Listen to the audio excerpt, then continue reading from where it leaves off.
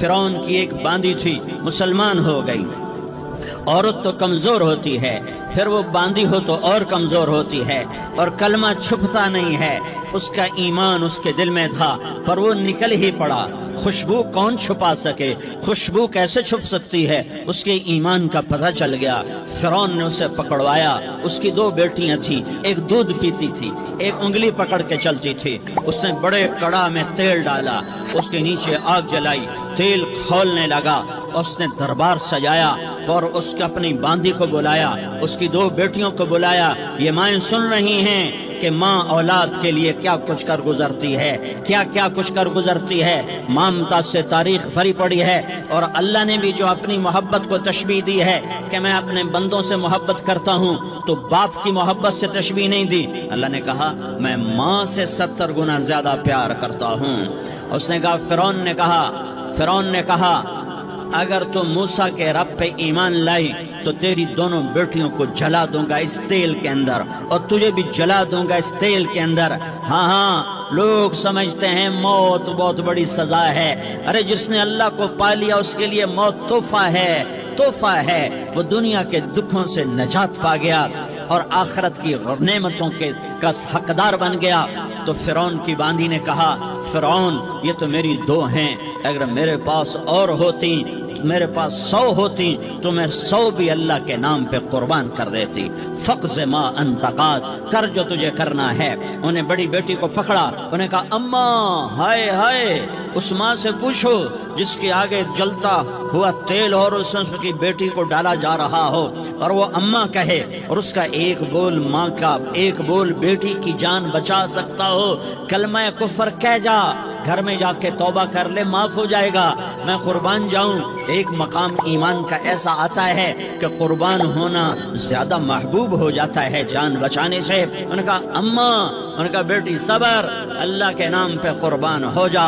ادھر آ ستمگر، ہنر آزمائیں تو تیر آزما، ہم جگر آزمائیں آہ نہ کر لبوں کو سی، عشق ہے دل لگی نہیں، سینے پہ تیر کھائے جا، آگے قدم بڑھائے جا، یا زبان حال سے کہہ دے کہ ہاں ستائے جا۔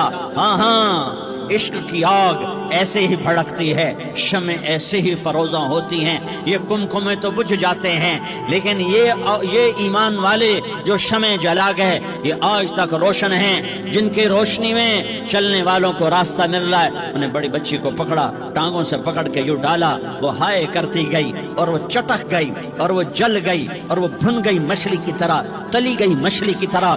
ماں ہے، اس کا کلیجہ پھٹ گیا، لیکن آنکھوں سے آنسو کا ایک قطرہ نہیں نکلا۔ صبر دیکھنا ہو تو اسے دیکھو، صبر پڑھنے سے نہیں آتا، اسے دیکھو ایک قطرہ نہیں نکلا تو اس نے کلیجہ پھٹ گیا۔ تو اللہ نے ماں کی آنکھوں سے پردہ ہٹایا اور اس نے دیکھا اپنی بیٹی کی روح کو نکلتے ہوئے۔ بیٹی کہہ رہی اماں صبر کرو، ابھی جنت میں اکٹھے ہو جائیں گے۔ پھر انہیں چھوٹی بچی کو پکڑا، دودھ پیتی، جسے پتہ بھی نہیں میرے ساتھ کیا ہونے والا ہے، اس کی تو آہ بھی نہ نکل سکی، اور اسے انہوں نے تیل میں ڈال دیا اور وہ جل کے کوئلہ ہو گئی۔ ماں کی آنکھوں سے پردہ ہٹایا، اللہ نے ماں نے بچی کی روح کو نکلتے دیکھا کہ اماں صبر صبر، ابھی اکٹھے ہو جائیں گے۔ پھر جب اس کو پکڑنے لگے تو اس نے کہا فرعون میری ایک خواہش پوری کرو گے؟ کیا؟ کہ جب مجھے بھی جلا دو تو مجھے اور میری بیٹی کی ہڈیاں باہر نہ پھینکنا، ہمیں کٹھے کہیں دفن کر دینا، کٹھے کہیں دبا دینا۔ فرعون نے کہا ہاں تمہاری یہ خواہش پوری کر دی جائے گی۔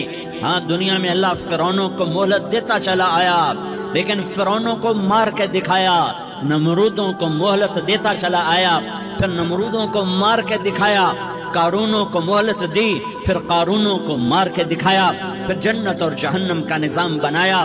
پھر ایک دن مجھے بھی کھڑا کرے گا اور تمہیں بھی کھڑا کرے گا، پھر ایک طبقہ جنت کا حقدار بنے گا، ایک طبقہ آگ کا حقدار بنے گا۔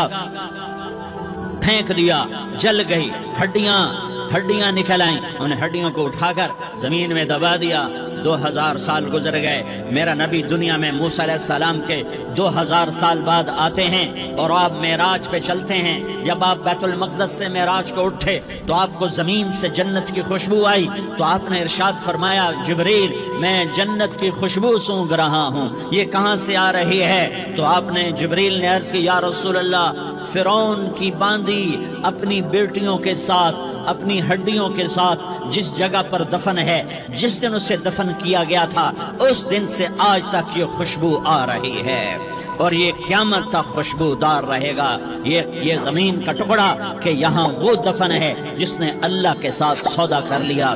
اللہ سے سودا کر لو، اللہ سے سودا کر لو۔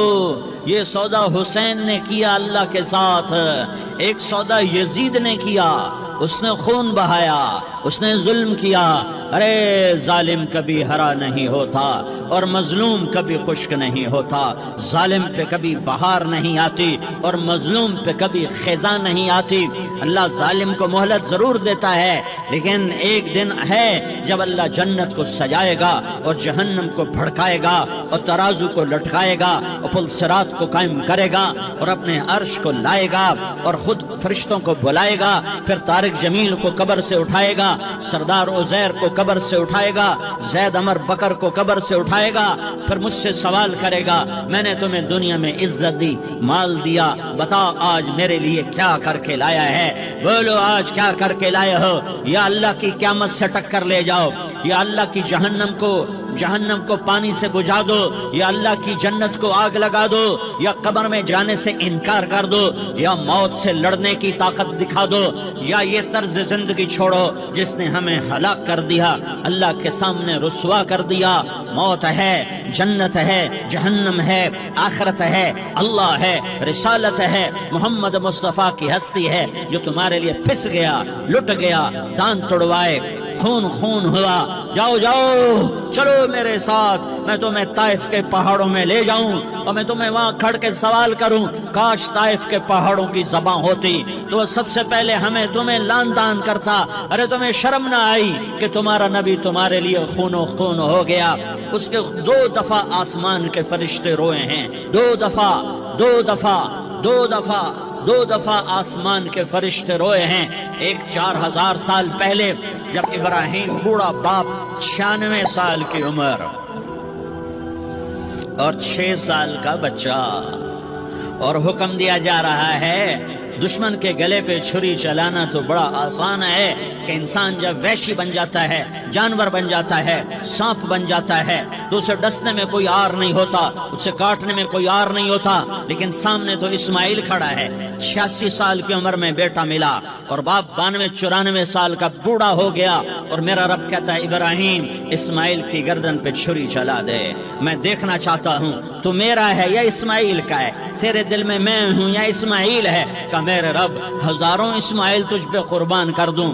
چھری اٹھائی، فلسطین سے چلے اور پہنچے مکہ مکرمہ، بیوی سے کہا بچے کو تیار کرا دو، سیر کرانے لے جا رہا ہوں۔ بچے کو تیار کرایا، آج پہلی دفعہ بچہ باپ کو دیکھ رہا ہے، انگلی پکڑ کے اچھلتا ہوا جا رہا ہے، میرا ابا مجھے سیر کرانے لے جا رہا ہے، یعنی خبر کے چھری کے نیچے سے گزارنے لے جا رہا ہے، اور لیاری والوں کو پیغام دینے جا رہا ہے کہ اللہ پر ہر شے قربان کرنا سیکھو، اللہ کے لیے ہر جذبہ چھوڑنا سیکھو، ہر شے سے ہٹنا سیکھو، جہاں اللہ ناراض ہے ہٹ جاؤ، ہار نہ پڑے ہار جاؤ، مٹنا پڑے مٹ جاؤ، لٹنا پڑے لٹ جاؤ، دھکے کھانے پڑے کھا لو کہ دنیا میں سب سے زیادہ دھکے کھانے والا میرا حبیب محمد مصطفیٰ۔ مجھے لیاری کا کوئی گھر دکھاؤ جہاں غریب نے پیٹ پہ پتھر باندھا ہو، آؤ میں تمہیں دکھاتا ہوں۔ میرا نبی مسجد نبوی میں بیٹھا ہوا ہے اور ایک صحابی آتا ہے اور آ کر یوں کپڑا اٹھاتا ہے، کہتا یا رسول اللہ ادھر دیکھو، میں نے پیٹ پہ پتھر باندھا ہوا ہے، بھوک کی وجہ سے میں سیدھا نہیں ہو پا رہا۔ 2 جہان کا سردار، مقام محمود کا مالک، عرش فرش پر جس کے نبوت کے ڈنکے، محمد جس کا نام، احمد جس کا نام، طہ جس کا نام، یاسین جس کا نام، پیٹ سے کپڑا ہٹاتا ہے اور فرماتا ہے دیکھ میرا صحابی، تیرے پیٹ پر 1 پتھر ہے، میرے پیٹ پہ 2 پتھر بندھے ہوئے ہیں، میرے پیٹ پر 2 پتھر بندھے ہوئے ہیں۔ ہاں ہاں ابراہیم نے چھری نکالی، بیٹا تیرے ذبح کرنے کا حکم ہو چکا ہے۔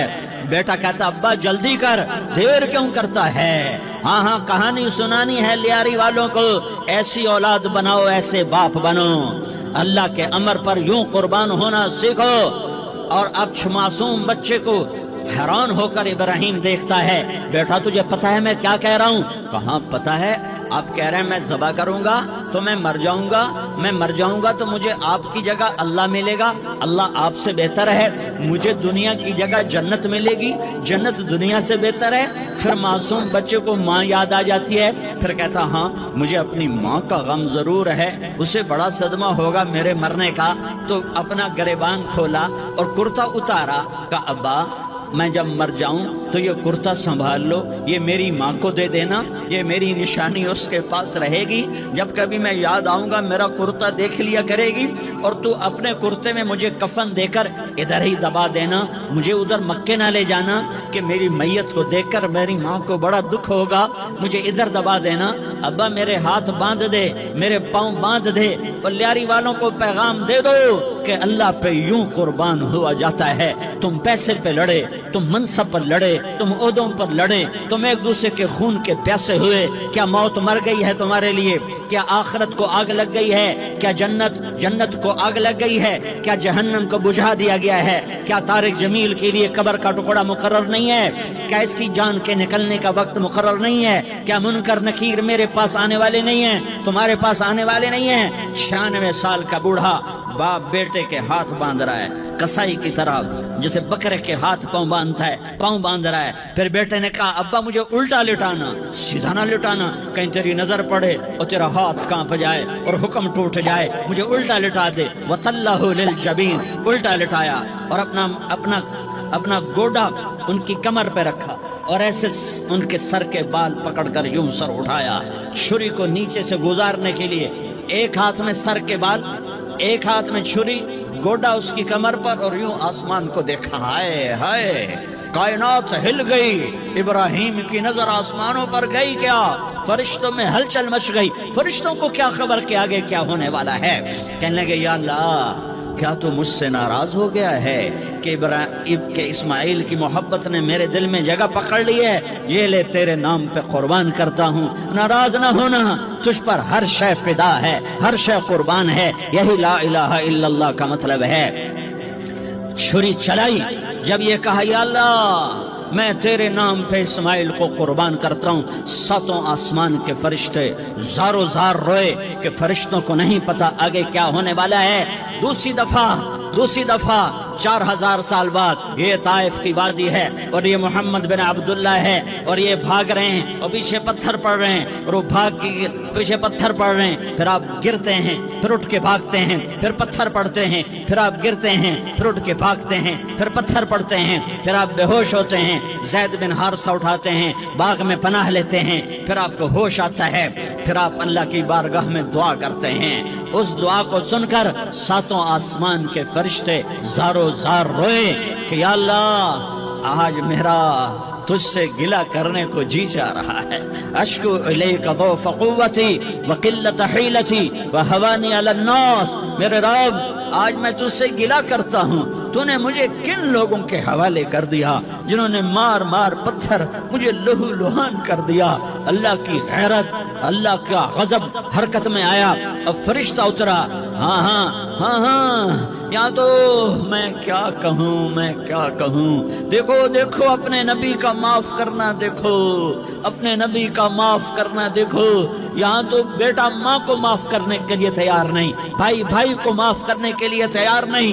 فرشتہ پہاڑوں کا آ گیا، یا رسول اللہ اگر آپ اجازت دیں تو ہم دونوں پہاڑوں کے اندر ان کو چکی کے پاٹ کی طرح مسل کے پیس کے کیما بنا دیں اور ان کو ختم کر دیں۔ تو میرے نبی نے فرمایا نہیں، مجھے امید ہے اگر انہوں نے کلمہ نہیں پڑھا تو ان کی نسلوں میں کوئی کلمہ پڑھنے والا آئے گا۔ میں نے معاف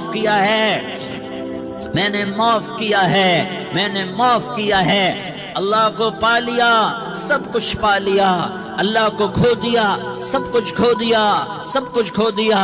یہ لا الہ الا اللہ کا پیغام ہے، یہ لا الہ الا اللہ کا پیغام ہے، یہ لا الہ الا اللہ کا پیغام ہے کہ مرنے سے پہلے پہلے اللہ کو راضی کر جاؤ، کر جاؤ، کر جاؤ۔ ہاں ہاں، حسین نے اللہ کو راضی کیا، یزید نے حکومت کو راضی کیا، اس نے حکومت پالی، وہ حکمران بنا، اس کے خاندان نے حکومت کی اور حکومت اس کی باندھی بنی، اور حسین نے جان دے کر نیزے پہ سر چڑھا دیا۔ کائنات کا افضل ترین خون ایسے پانی کی طرح سستا ہو کے زمین پر بہا۔ ظالم مظلوم کی کہانی کوئی نئی نہیں ہے، پرانی ہے، لیکن میں فقیر کی بات یاد رکھنا، مظلوم کبھی ناکام نہیں ہوتا اور ظالم کبھی کامیاب نہیں ہوتا۔ مظلوم بن جاؤ حسین کے ساتھی بن جاؤ گے، ظالم بنو گے تو یزید کے ساتھی بنو گے۔ محرم میں کیا سارا سال یزید پہ لعنت پڑتی ہے، لیکن ظلم کرنے والا یاد رکھ لے کہ یزید کے ساتھ کھڑا کیا جائے گا۔ یزید کے ساتھ کھڑا ہونا کون پسند کرے گا؟ مظلوم بن جاؤ۔ آل رسول ذبح ہو رہے ہیں، حسین ذبح ہو رہا۔ کون حسین؟ میرے نبی کا لاڈلا حسین۔ کون حسین؟ میرے نبی کا نواسا حسین۔ کون حسین؟ جس کے ہونٹوں پہ بوسے دیے، جس کے ماتھے کو چوما، جس کی آنکھوں کو چوما، جس کے سینے کو چوما، جس کے ہاتھوں کو چوما۔